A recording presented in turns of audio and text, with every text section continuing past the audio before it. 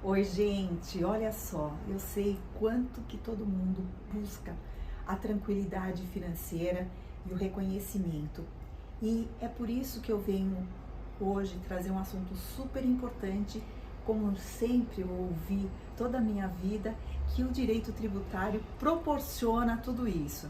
Esse tema, então, é muito importante para os advogados. Meu nome é Juraci e a gente está aqui no afã de descobrir então como que é que se dá a ação tributária. Nós temos então uma pergunta a se fazer: por que fazer uma peça subjetiva tributária? Ora, nós temos então na nossa frente um cliente que tem um problema com o fisco e consegue resolver se pagar, mas ele às vezes não consegue pagar e sabe que é uma injustiça pagar e não quer pagar por entender que não é correto o pagamento. Então, quem irá resolver esse problema? Bom, quem irá resolver é o juízo. E aqui ele fará isso através da prestação jurisdicional.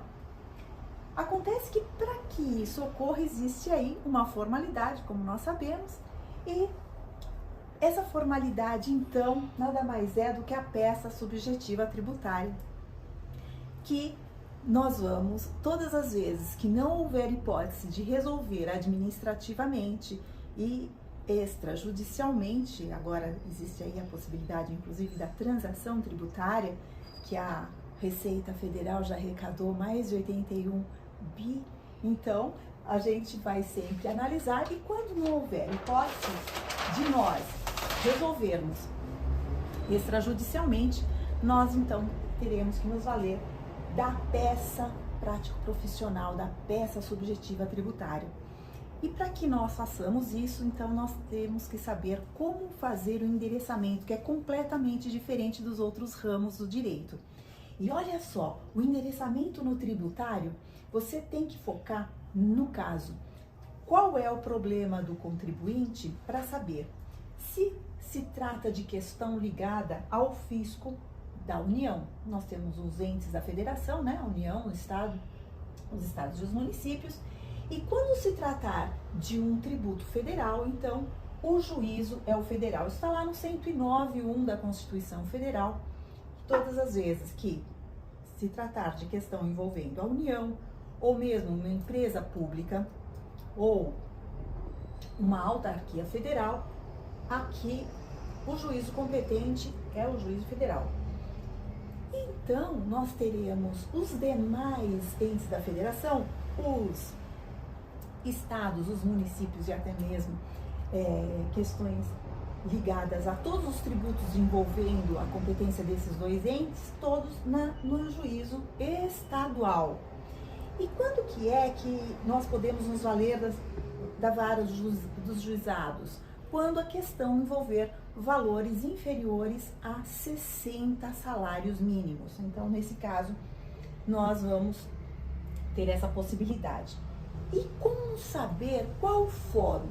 O fórum próprio seria o domicílio do réu, o domicílio do autor. Bom, aqui existe no artigo 46 do CPC, onde a gente se subsidia para questões processualísticas tributárias, olha só, o domicílio do réu como regra. No entanto, nós temos aqui a possibilidade de termos um tributo da União. E envolvendo um tributo da União, então, nós temos no artigo 51, parágrafo 1º do Código de Processo Civil, que a demanda poderá ser, então, no domicílio do autor. É uma exceção em razão até mesmo da questão de localização do fórum. E aí eu convido vocês a verem quantas ações nós podemos nos utilizar para ingressarmos no juízo. Então temos aqui o mandado de segurança, que é o mandado de segurança preventivo e repressivo. A ação anulatória que vai declarar a inexistência da relação jurídico-tributária. A ação anulatória, que vai anular eventual lançamento indevido. A consignação em pagamento, que vai pagar o tributo que é devido. A repetição de indébito para restituir eventual tributo pago indevidamente ou a maior. E quando houver uma execução, então nós temos duas possibilidades de defesa, através dos embargos à execução e da exceção de pré-executividade. Então vejamos, essas duas últimas fazemos então a defesa do nosso contribuinte. E aí, para sabermos qual dessas 7 ações nós nos utilizaremos, nós temos aqui a linha do tempo, a tão conhecida linha do tempo no direito tributário. Então, gente, a linha do tempo, ela vai trazer para a gente uma ajuda imensa. Olha os benefícios que ela nos traz. Você identifica, a partir de um simples desenho, em que momento é que nós estamos lidando com o problema. E aqui nós temos a hipótese de incidência, o fato gerador, a obrigação tributária, o CT, que é o crédito tributário, ou seja, o lançamento, que é um ato administrativo, só para lembrar. E com o lançamento, o contribuinte ele pode ou pagar, ou eventualmente entrar com a ação, ou se não fizer nada, o fisco irá ingressar com a execução fiscal. E é muito importante a gente ter esse marco do antes e depois do lançamento, antes e depois do crédito tributário. Por quê? Porque é isso que vai efetivamente trazer o que o profissional deve fazer para defender o cliente. Qual a melhor ação em qual momento que o problema se instalou. Então nós temos aqui, antes do lançamento, a possibilidade do mandado de segurança preventivo ou ação declaratória de inexistência de relação jurídico-tributária. Temos, depois do lançamento, o mandado de segurança repressivo e a ação anulatória de crédito tributário. E depois da execução fiscal, as duas defesas que são nessa ordem, efetivamente, os embargos, que é o preferido, e eventualmente a exceção de pré-executividade.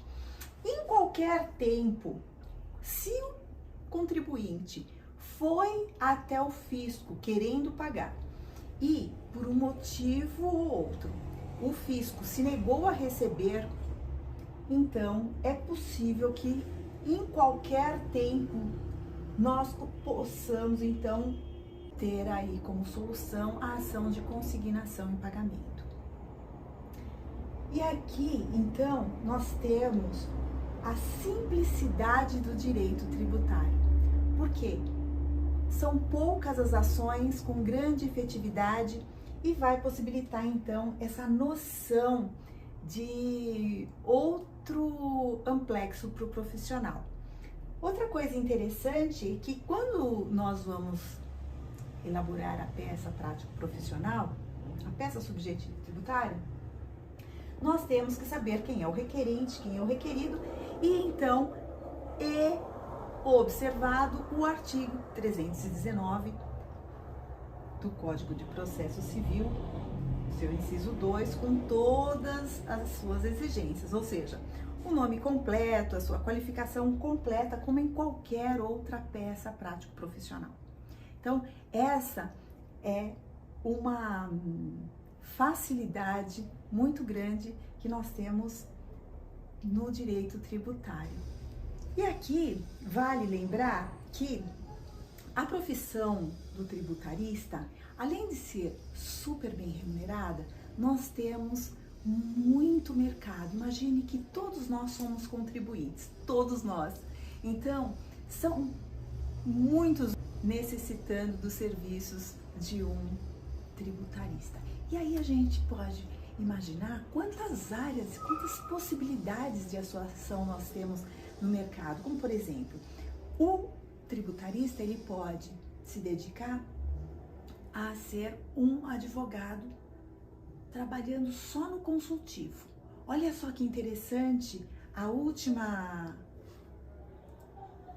coisa que eu vi que foi uma preciosidade de um serviço prestado por um advogado consultivo.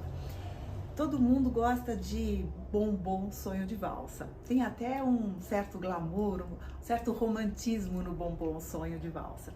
Pois é, o bombom sonho de valsa, ele ganhou uma nova roupagem, ele mudou um pouco a embalagem e eu me perguntei por quê e logo fiquei sabendo.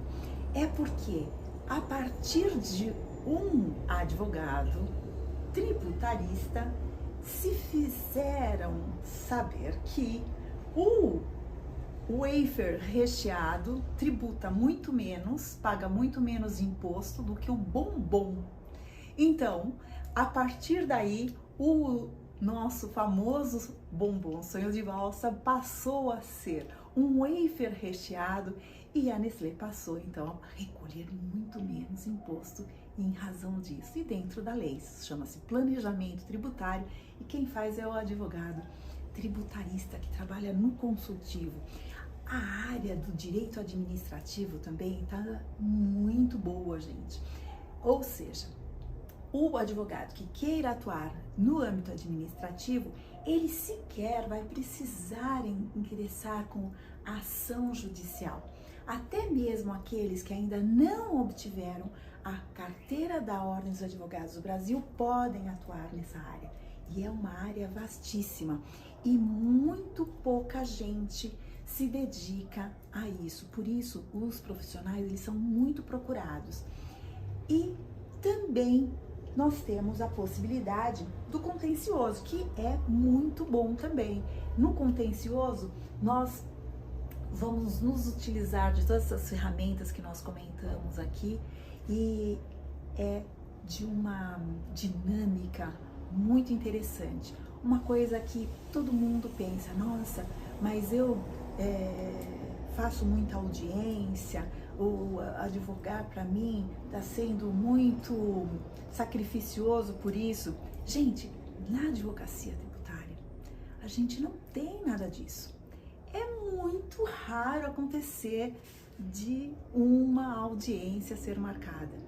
E a gente tem uma riqueza de possibilidades, de teses fantástica. Então, eu convido vocês a refletirem a respeito dessa possibilidade. E eu tô sempre dando dicas.